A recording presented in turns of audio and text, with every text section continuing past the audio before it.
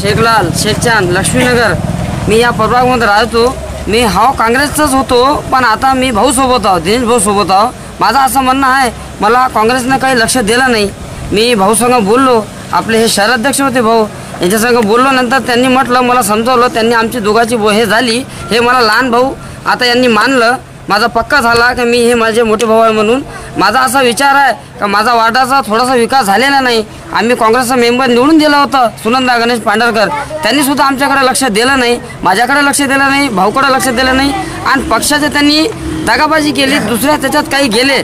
मला काही असं कोणाचं त्यांना सांगायचं नाही, पण मी आता दिनेश भाऊला सांगतो का आमच्या वार्डाकडे लक्ष द्या। आमच्या वार्डामध्ये हे नाल्याचा परिसर, त्याच्यानंतर आमच्या वार्डामध्ये हे रस्त्याचा परिसर, हे पुराचं पाणी येते आमच्या नाल्याचं।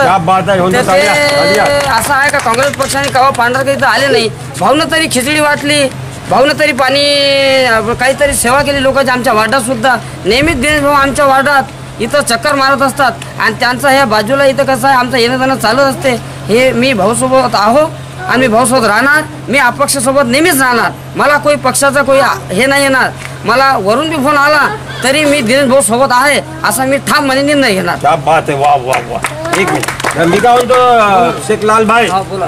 माणिकरावचा तुम्हाला दबाव आला तर तुम्ही भाऊला सोडसाल का? नाही नाही, मी कधीच सोडणार नाही। मी माणिकराव साहेबाले, पदाधिकारी साहेबाले माझी यांनी असं सांगणार आहो का मी अपक्षाला साथ देऊ शकतो। मला पक्षाचा कोणी काही म्हणणार नाही, मला हेच नाही, खरगे साहेब बी मला म्हणणार नाही, काहून मी अपक्षाला पाठिंबा देऊ शकतो। हे माझा प्रश्न आहे, लोकशाही आहे, इथं लोकशाही दिलेली आहे बाबासाहेबांनी।